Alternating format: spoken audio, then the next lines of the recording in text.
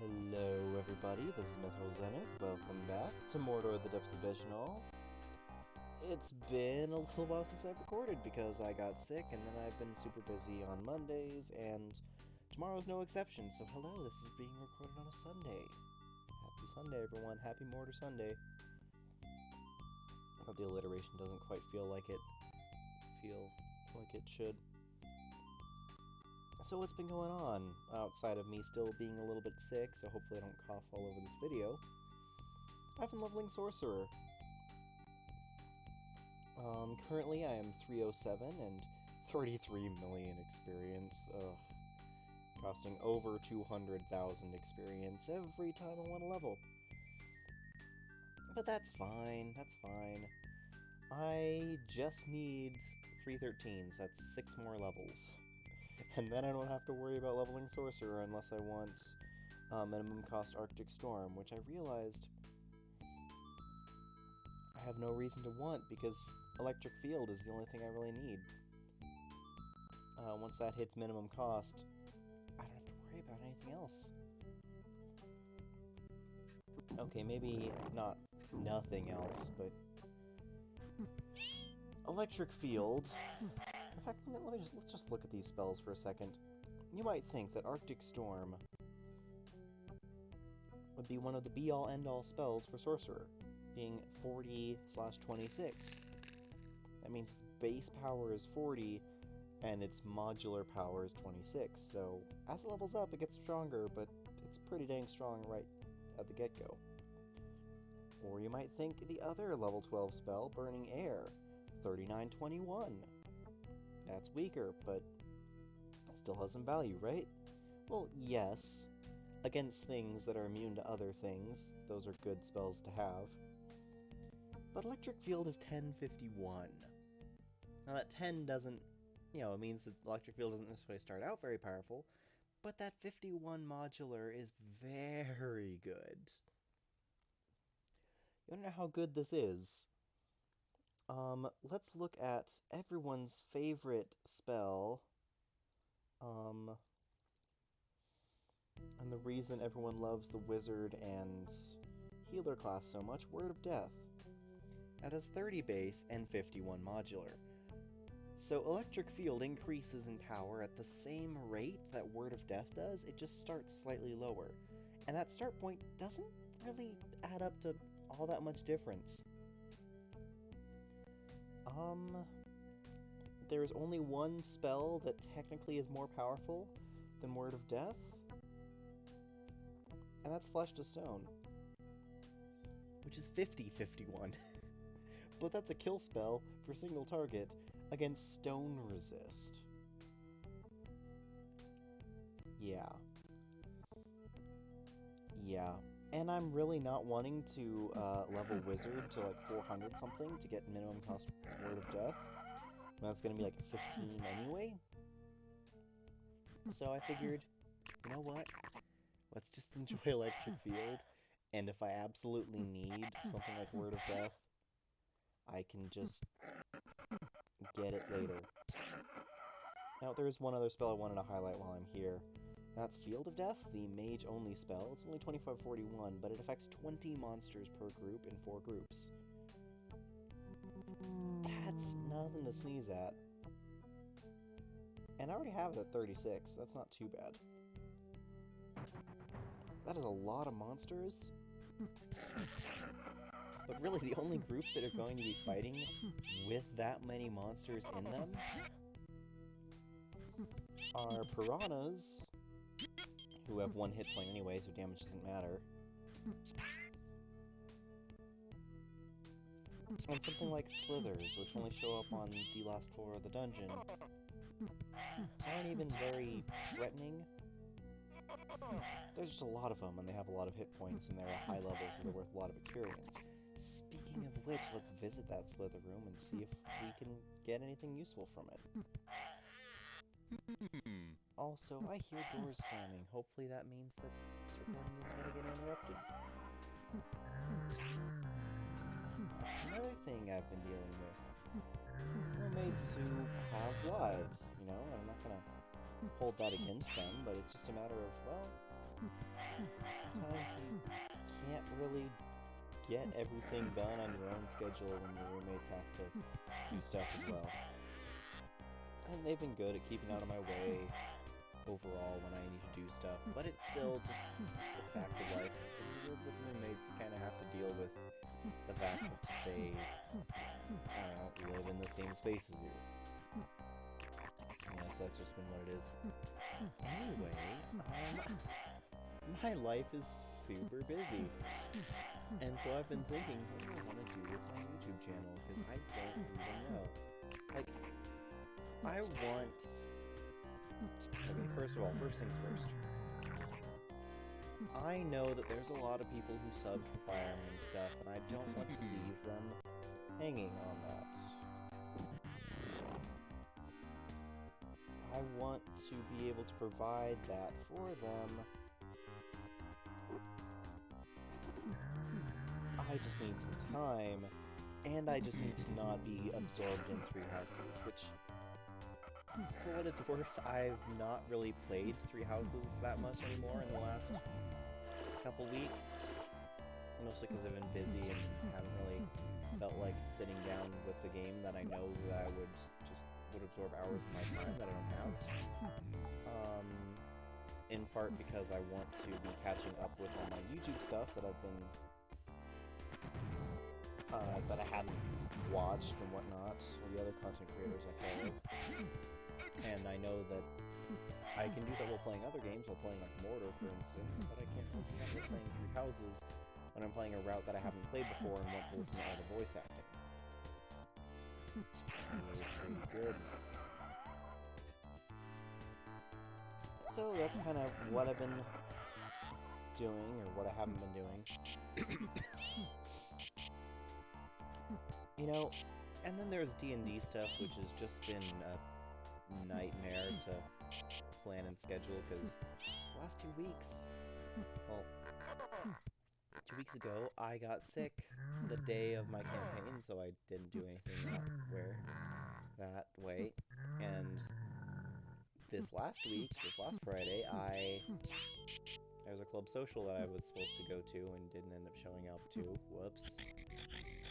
But because of that club social, and it was just myself, but it was other people as well who were in that club, were like, yeah, we'll call off the campaign for this week too. So my campaign is now 2 weeks behind schedule in terms of finishing.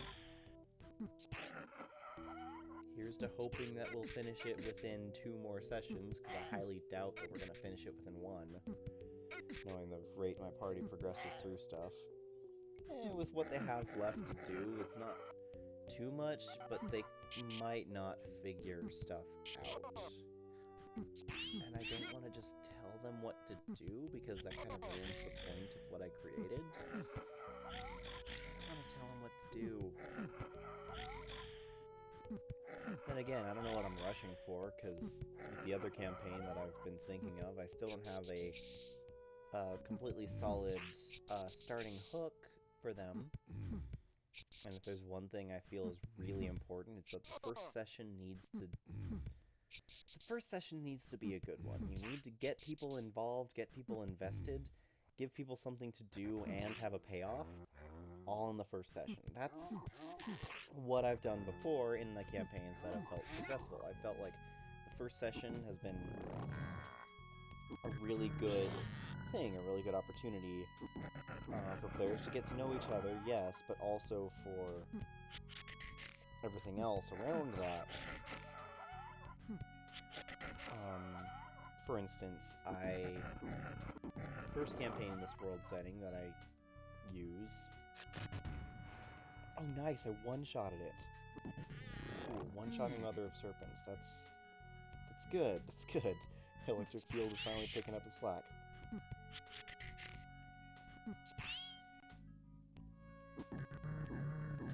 So the very first... What was the thing that I did with the very first one? Oh yeah, I had them... It was a murder, not necessarily a murder mystery, it was just a murder that happened And there was a revenge story of someone wanted to go out and get revenge and came and wanted to recruit people. And one of the players also had a buy-in because their siblings were put to sleep by the sleep poison that was used and all that stuff. And so there was this whole chase into the woods. They had a fight with the elves there, and mostly it was pretty good. I remember there was one player who kind of built this idea of, oh, you know, eventually I wanted to be like a warlock, but like have like more like a tank warlock. Doesn't cast his spell, which gives him temporary hit points. Goes in, tries to grab someone who, like, the guards threatens, like, hey, look, don't approach us. Approaches them, charges through, tries to grab them, and then gets upset when he gets cut down in a single round because 2 guards are attacking him and he doesn't have his temporary hit points. And it's like, dude, you're level 1. Level 1 characters don't have the ability to survive stuff. If you wanted to make a tanky character, wait until you're a higher level to be a tank. Level 1 tanks don't exist. Not in D&D. And so there was also just some mixed feelings with that person and some other people in the group, and so they just decided to call it off. And that person left the group. I haven't really heard from him much since. I've seen him once or twice. I hope he's doing alright. I have no hard feelings towards him, but it's just kind of like... It's kind of one of those situations where it's like, yeah, and that kind of happened. You know, that type of stuff can happen sometimes when you're playing D&D. Sometimes someone doesn't quite understand the power level their character is actually working with, or doesn't quite understand the threat level of an enemy, and just gets himself killed in a single round sometimes. And I wasn't gonna pull any punches, because it's like, well, realistically, yeah, when you do threaten their person they're protecting, they are gonna do their job, and their job involves, you know, striking you down, probably. It's what it is. And so that was the first session of that, but I think everything else outside of that was fine, and everyone else said that they had a really good time, and that was fun. First session for my other campaign, this one that is wrapping up now, that we've been doing for over a year now, had again, here's a mystery, what's going on, some ghost stuff this time. Went out into the jungle, hunted down his ghost, figured out who he was, got him to his body, I think, got him safely out, so that way his spirit could get put to rest. Had some encounter in the forest along the way, I think. I don't remember for sure, but I think they did. Yeah. All fun times. All cool stuff, good stuff. And so that's why it's like, and, you know, not only was it, okay, a situation that happened, but it was also self-contained. Everything was self-contained, and that's something that I really want. I mean, I think it's kind of circumstance, just how they played and how things played out, that it ended up being self-contained within, like, only taking 3 to 4 hours.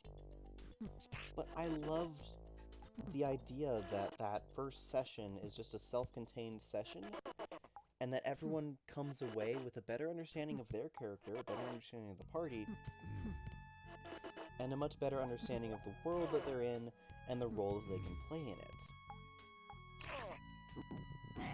I think that's really important, and I think that's something that not a lot of... What am I trying to say? I am getting owned by this Master Thief. I am getting...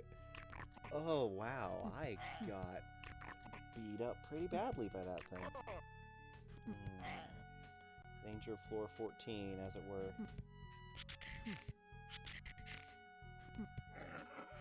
Yeah. Oh dear. Oh dear, that was not what to do. This is stud square, so hopefully... Okay, at this point, We're using the elixir of restoration. We're getting better at restoring those hit points. There could be Slithers in here. There are often Slithers in here, but there could be a Demon Lord in here as well, and there could be something else in here. Slithers! Okay, Cube of Death doesn't work because they're immune to mind spells.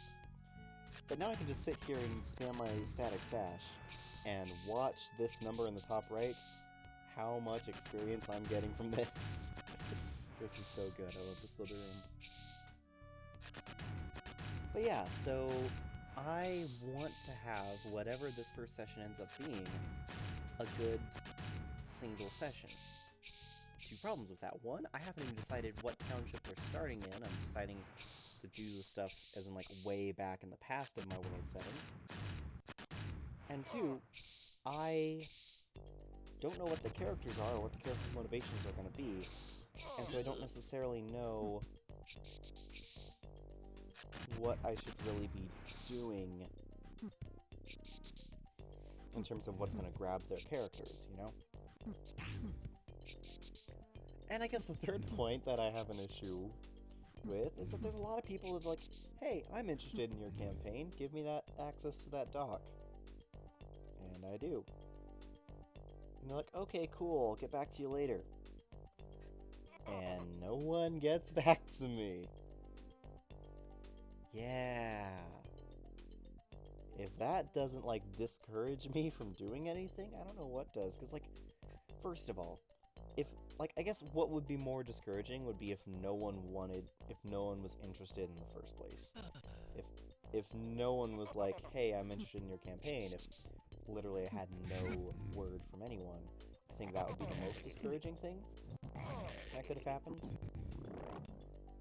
But this still is pretty close in terms of, like, yeah, sorry if it's a bit wordy. I realize that this doc is like 13 pages once you get through everything, and a lot of it's like world setting stuff. Like, you don't need to read all of it, but I mean, it'd be nice if you gave me feedback on it. I don't know. If you talked about it, maybe a little bit, at all, anyone. But no, it's just like everyone just kind of just, you know, sure, I'll look over it later. Cool, yeah, thanks, and then just like nothing. I don't know if they're even still interested. I don't know if there was something weird in there that they didn't like. I don't know if it was just too much information for them. I don't know if they, you know, are honestly interested and are honestly just like, hey, I'll get back to you on it. I just don't know. But the biggest question mark, the biggest thing is that it is just a giant question mark. It's like, they give me nothing. And I can't just, like, hound them about it, because then that's going to push them away, because it's like, oh, you're being weird about this. You're the one who's stressing out over this and going crazy over it. So, maybe on second thought, I don't want to be, you know, a player under a GM who's kind of insane, you know? It's like, come on. And that's one of the biggest problems with trying to recruit a new gaming party. It's like, on one hand, you don't necessarily only want to play games with only the same people all the time, because sometimes you want a little bit of fresh air, you want a little bit of fresh experience, you want to be able to use things again, sometimes. Because, like, sometimes, like, words have impact, have meaning. And sometimes, like, when a player understands what your world setting is about and understands the things in there, that's both good and bad, because you can drop a word and they can be like, oh shoot, that's serious. But other times you can drop a word and they're like, I know what that is. I already know how to plan around this. And it's like, it makes me wonder, right back in the very beginning, of like how Gary Gygax and the original D&D crew ended up creating all their encounters and whatnot, and really gives me more respect for a lot of the custom stuff and all the pre-made adventures, because there's a lot of things in those adventures that if a player just is familiar enough with the rulebook, is familiar enough with the monster's manual or the spell book or whatever, they will just know immediately what something is, how to effectively avoid it, what it's weak to, how to take it out, whatever. And then I think that's where a lot of people have stepped in and saying, oh, you as a player might know that, but your character doesn't know that, so you're supposed to play dumb. It's like, not exactly. Like, there's a level of separation of player-character knowledge that I'm on board with, definitely. But when it comes to especially old-school D&D, sometimes a lot of those instances didn't care who your player was, especially old-school games. They don't care who your player is, they don't care who your character is. They care about you, the player. They care about your player's ability to figure things out, to inspect the room. Because, like, your character sheet has nothing on it with, like, an old-school game. If you're lucky and you're a thief, you might have some sort of thief ability. But other than that, it's like, oh, do you have a spell that can handle this? Better know those spells really well, and better know everything they can do. And that, in turn, comes back to player knowledge, where it's like, the player is responsible for understanding the different monsters and understanding how to fight them, and or at least for going to town, doing the due diligence, gathering the rumors, hearing stories of these monsters, how to fight them, beat them, whatever. Gathering that information, that way they can justify using it. And so it's like, as a DM in a newer sense of game, it's like I can give some people, especially because there are some, for instance, encounters that I really loved, that I want to use again. Some ideas that I really loved that I want to use again. There's something that I call the silent clergy that I want to use again. But everyone who's been in my first campaign knows what the silent clergy are, know not to trust them, and immediately will just, like, that whole idea is, like, goes out the window. It's ruined. And so it's like, well, if I wanted to use that aspect again, because I want to, like, use it again in terms of, like, you know, world building, that is a thing that is there, I can't also have the exact same players who've already experienced it, because then it'll just be like, oh, we're doing this again, is it? And they already know the twist, they already know what's going to happen. They already know what's behind the curtain, shall we say. And so I've really been wanting new players, or at least players who were in the second campaign but not in my first one, to join me on this one, so that way I can I guess there's a little bit of me that wants to reuse stuff. Some of it because I'm lazy, and some of it because I think those were really good points, and those are points that got really good interaction out of my players, that really allowed me to work them into the world, and I feel like I can do it better than I did the first time, but I can't do it again with the same people, you know? So it's like I need to find a new group, but when everyone I ask is like, yeah, sure, I'm interested, and then ghosts on me, it's just like, what? Were you actually interested? What does interested mean to you? Like, how do I know you're interested? How do I know that you actually want to play? I know that I don't have a solid time frame for this, but seriously, give me some feedback here. I need it. Yeah, so that's where I've been at right now, and that's why I've not been doing much D&D stuff. And then there's the whole, I'm a player in another campaign with another DM, and he's been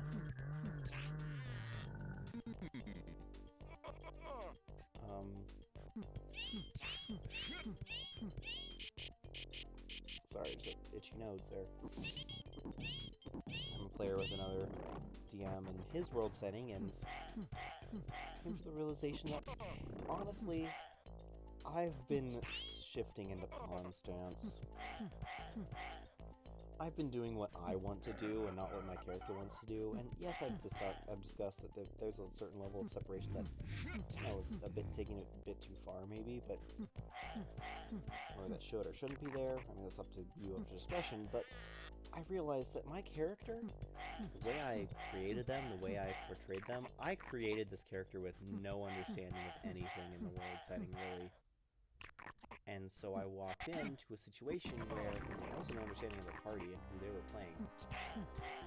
So I created a character that, I'm just gonna say, didn't really mesh well with the party. Not in terms of personality, not in terms of build, not in terms of, like, goals. Really, this character doesn't, now that I think about it, doesn't actually want to be out adventuring. Doesn't want to be exploring this world.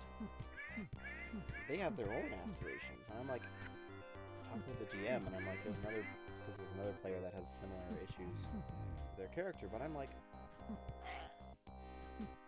it be okay if I just found a time to retire my character and bring in someone else?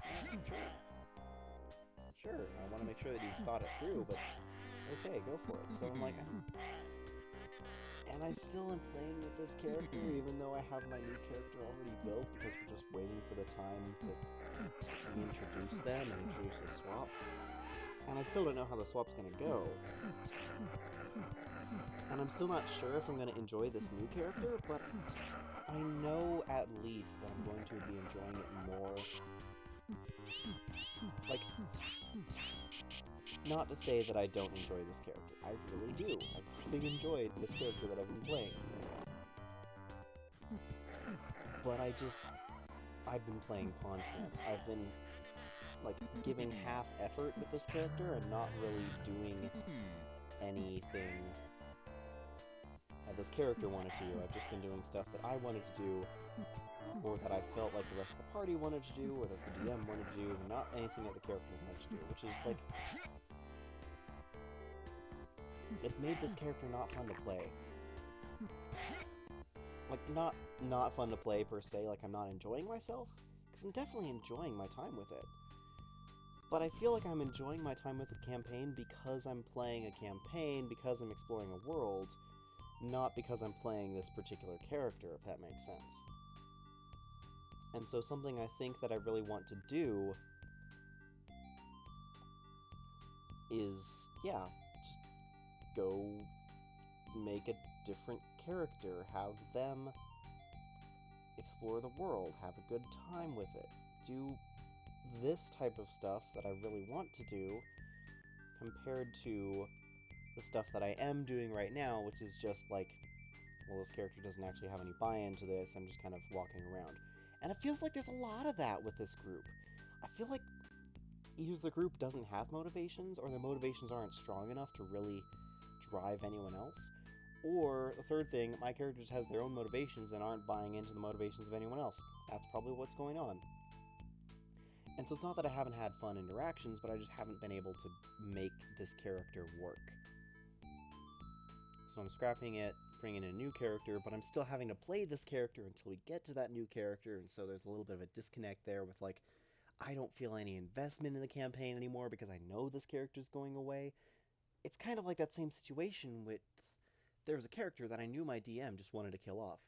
He told me right away, look, if you're playing this character, I'm going to kill it. And I'm like, okay, but I'm not going to make a new character because I already made this character, and the system that we're using, it was a homebrew system, it was really hard to make characters in.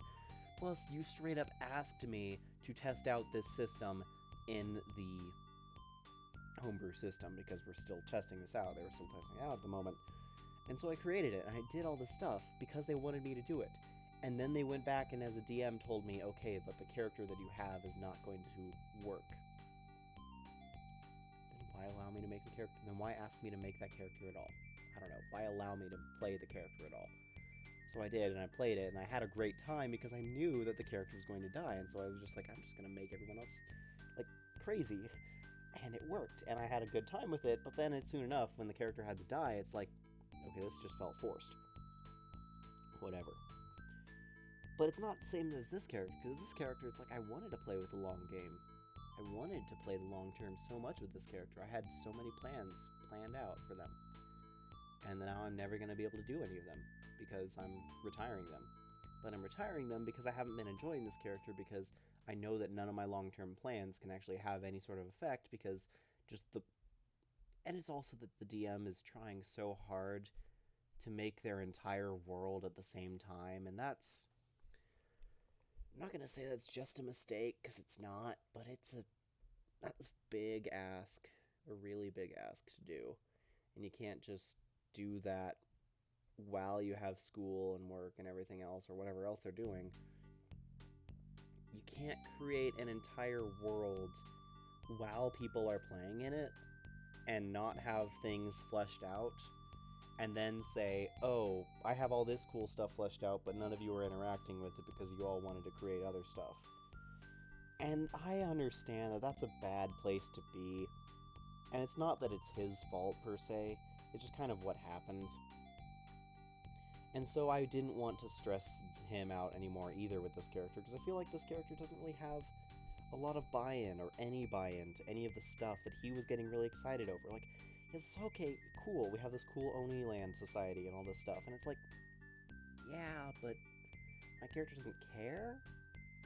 So you're listing off all the names and all their different attributes, and every individual has, like, their own whole backstory and everything, and I'm like, I don't care?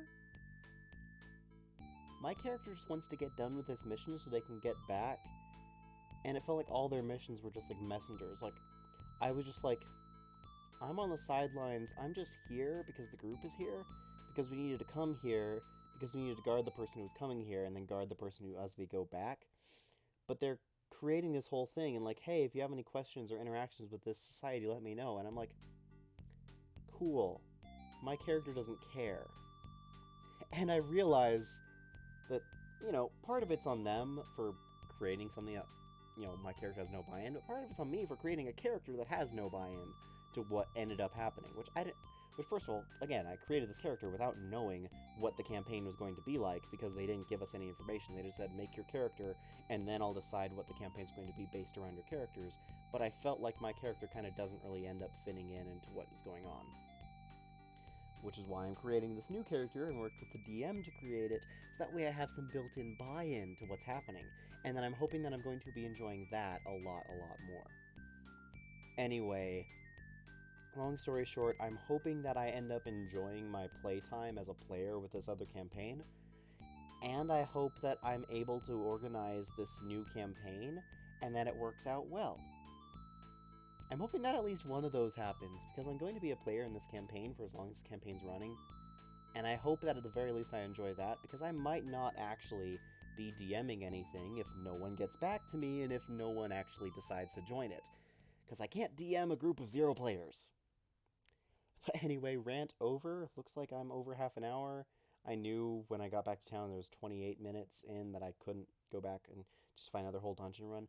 That's how long these runs have been with Sorcerer, getting over 200,000 experience every freaking run. But you know what? I'm glad that I'm almost done, because that way I don't have to worry about Sorcerer anymore. Then I have better equipment, better weapons, better armor, better everything as Paladin that I can just fall back on, and then I have higher levels, which turns out it's only the total level that you have to worry about for casting and not the actual spellcaster level. Spellcaster level only worries about the cost. It's the active guild spell level that deals with damage. So yeah, I just need to finish off like 5 more levels of Sorcerer, and then I don't have to level Sorcerer anymore, and then I'm just straight to Paladin to the endgame. I've also been kind of wanting to create some new characters, but we'll finish the solo run first, and then we'll go from there. Anyway, rant over, long story time done. This is Miss Rosanna signing out. Hope you enjoyed this day, hope you enjoyed the little trek that I did, and hope you have a great day. Until next time, this is Miss Rosanna signing out.